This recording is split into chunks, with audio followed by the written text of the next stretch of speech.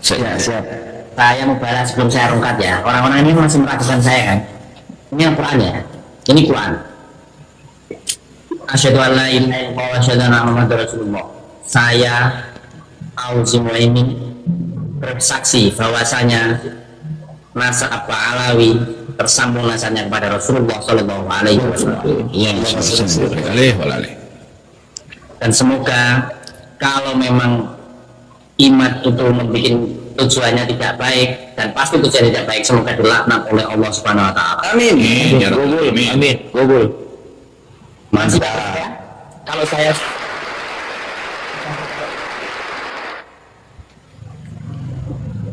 dalilnya mana? Nggak perlu dalil, nanggepin orang tolol itu nggak perlu dalil. Kalau kayak begitu mah nggak usah ngasih dalil, Gus. Ya, Langsung aja itu kata orang Betawi, tantang sepikul, kalau dia menantang kita pukul. mubalah Pak. Loh, saya sudah mubalah, saya meyakini.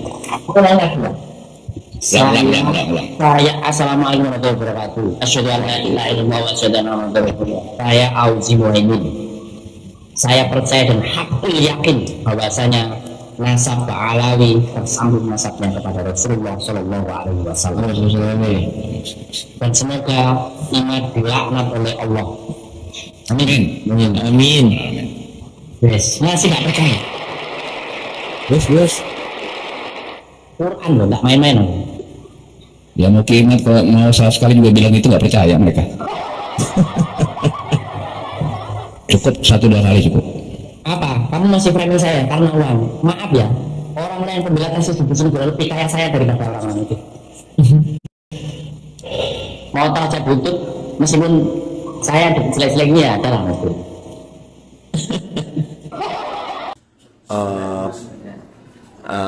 Pagi ini saya ini ada di penginapan Graha Peloso, Graha Plaza Peloso, Kediri, bersama dengan Gus Auzi.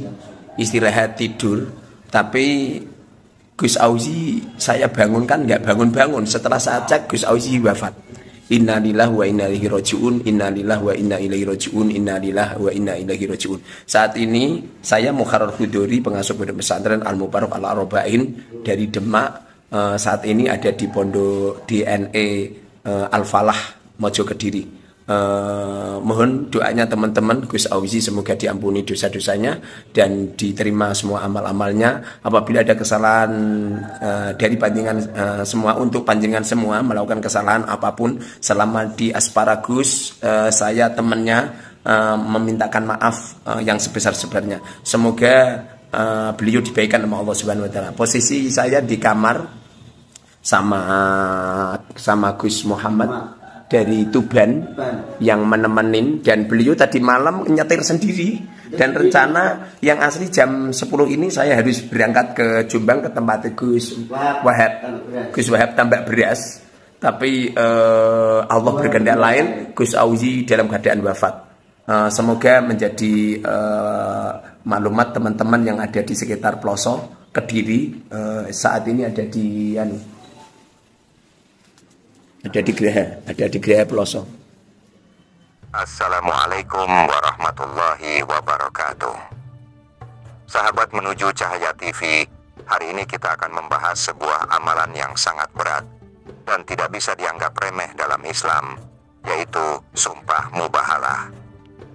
Banyak orang mungkin pernah mendengar istilah ini, tapi tidak menyadari betapa serius dan berbahayanya jika dilakukan sembarangan.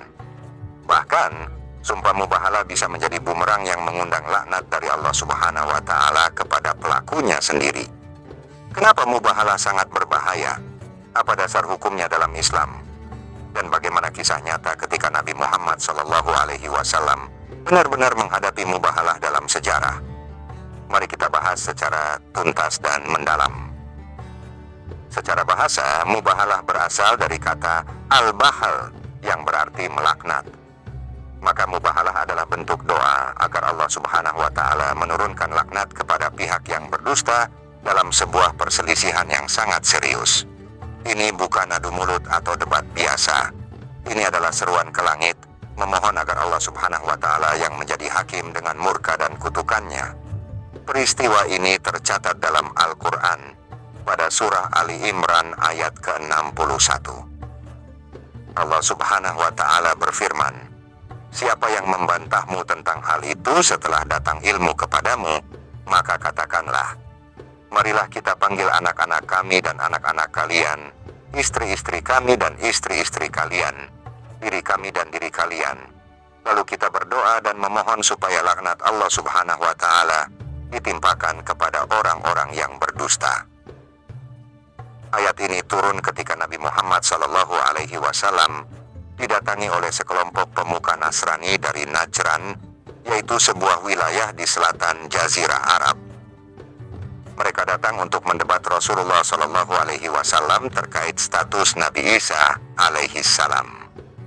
Mereka bersikuku bahwa Isa adalah anak Tuhan, sedangkan Islam menegaskan bahwa Isa adalah hamba dan Rasul Allah Subhanahu wa Ta'ala, bukan anaknya dan bukan bagian dari Tuhan. Setelah Nabi Muhammad SAW menyampaikan hujah dan argumen yang benar, mereka tetap menolak. Maka turunlah ayat perintah untuk melakukan mubahalah.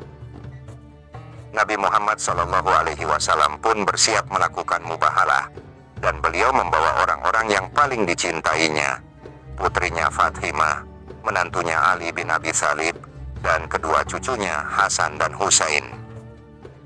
Ketika utusan Nasrani melihat keseriusan dan ketulusan Nabi Muhammad SAW membawa keluarga terdekatnya untuk berdoa meminta laknat kepada pihak yang berdusta, mereka ketakutan.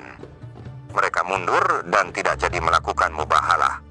Mereka memilih membayar jizyah dan tetap berada dalam kekafiran, namun tidak jadi bersumpah kepada Allah Subhanahu wa Ta'ala karena mereka sadar jika mereka berdusta, laknat itu pasti akan turun kepada mereka.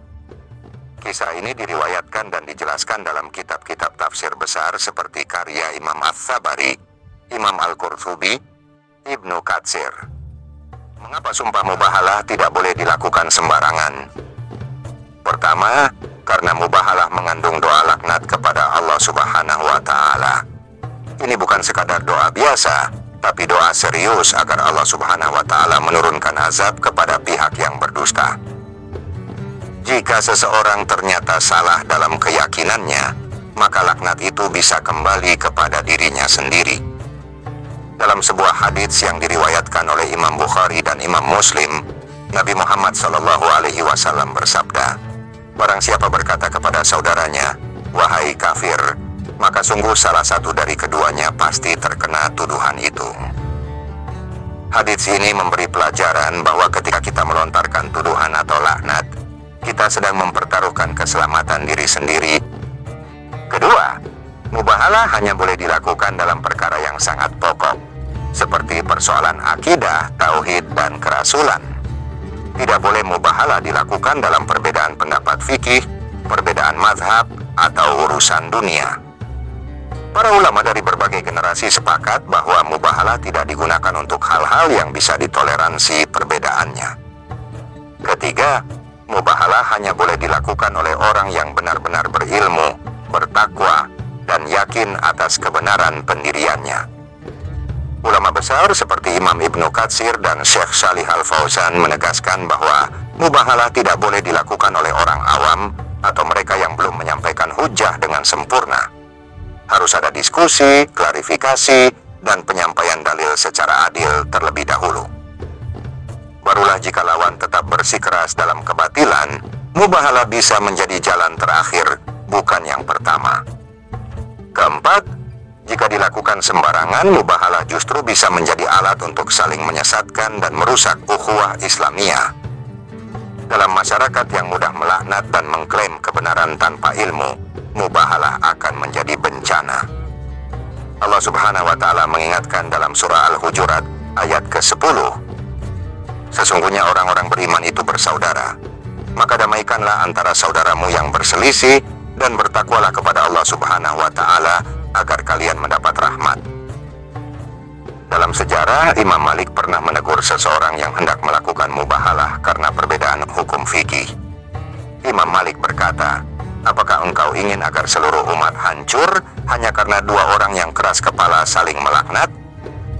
Inilah peringatan keras dari para ulama kita. Mubahalah bukan untuk membuktikan siapa yang lebih keras, tapi untuk membela kebenaran yang hak dengan keyakinan penuh dan hanya sebagai pilihan terakhir. Maka sahabat Menuju Cahaya TV, mari kita berhati-hati dalam berbicara, dalam berselisih, dan dalam menyikapi perbedaan. Jangan mudah melaknat, jangan mudah merasa paling benar, dan jangan main-main dengan sumpah yang bisa menjadi sebab kehancuran dunia dan akhirat. Mubahalah bukan senjata untuk menang dalam debat, tapi jalan terakhir yang sangat berbahaya jika salah digunakan. Semoga kita semua dijauhkan dari keburukan lisan dan perpecahan hati. Mari terus belajar dan menjaga akhlak dalam berdakwah. Dan jangan lupa, dukung terus channel ini dengan menekan tombol subscribe dan aktifkan loncengnya, agar sahabat tidak tertinggal konten-konten kami selanjutnya. Mari terus berjalan menuju cahaya Allah Subhanahu wa Ta'ala. Wassalamualaikum warahmatullahi wabarakatuh.